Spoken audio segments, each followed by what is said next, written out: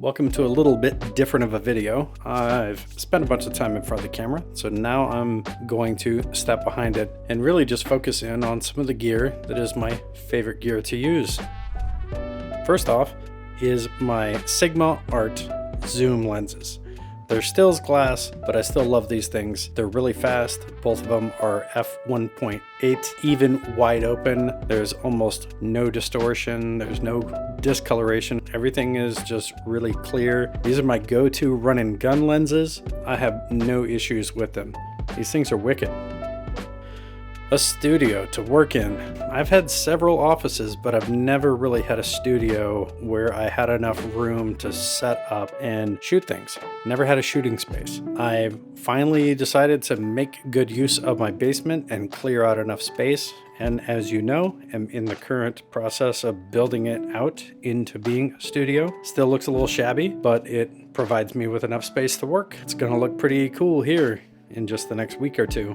Now this is a new camera to me. I've never had a Blackmagic camera before. This is the Blackmagic Pocket Cinema Camera 4K. I got it to complement my Komodo so that I can do multi-camera shoots and to go with my A10 Mini Pro, which can function as a controller. Unfortunately, the Micro Four Thirds mount isn't working with some of my lenses the way I want to, so I will be trading this up for a 6K.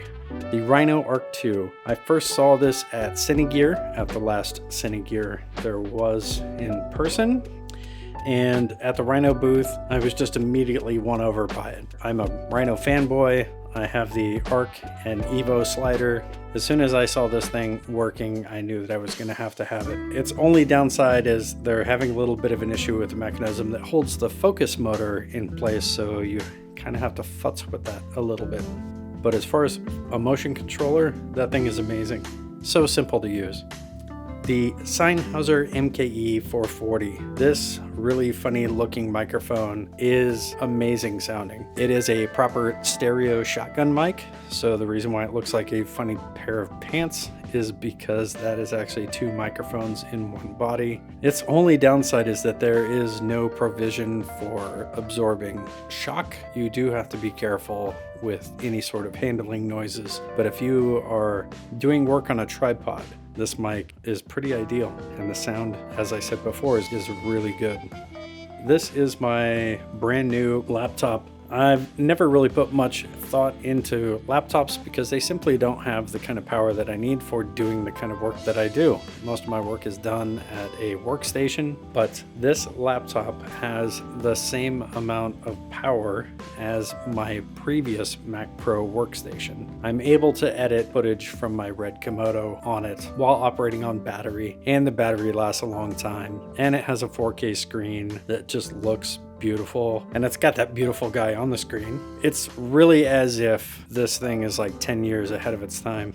The X-Rite color checker video. It's kind of a mid-career move to start spending money on calibration charts. It's not really anything sexy about having one of these, but as soon as you get one, you can properly dial your color in. It makes a huge difference. These little Aperture Practicals I've been living with in my living room for the last month, and it's been a lot of fun to play around with these while watching a movie and use them to set the color in the room to match that in the scene in the movie that you're watching. They're wireless, Bluetooth operated, and you can turn them any color you want. The Films Pictor Zooms. These things are just rock solid. The bang for the buck here is huge. These have a little bit of a softer image. They've got a little bit of a vintage feel. They've just got a very nice character to them, and they give you everything that you want in a cinema zoom. They are properly parfocal. The mounts on them are user changeable from EF to PL. They are built very well, and they come with all the little bits and pieces that you need. They've got the lens support mount. They come with a case with a laser cutout foam. Films really did these right. Just a great pair of lenses. And lastly, the red Komodo. I'm sure I'm not the only Komodo owner to say this, but this is my first red camera, and I'm completely blown away. I really wish that I would have ponied up and spent the money and bought a red camera much sooner. As far as image quality, I have owned no camera that even comes close. The imagery that I get with this camera is pretty much perfect. I'm able to get exactly what I'm looking to get every single time, which is something that I've not been able to say before. Normally, I'll get home and I'll start editing footage and I'll just wish it was a little bit better, or that I would have done a little something different with my exposure. But with the Red, there's honestly just so much latitude and so much information there that I can push it around without any issue. It's a beautiful camera, delivers a beautiful image, money very well spent.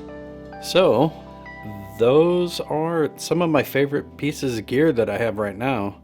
Thanks for taking the time to watch. This is Adam Simmons, and I'll see you in the next video.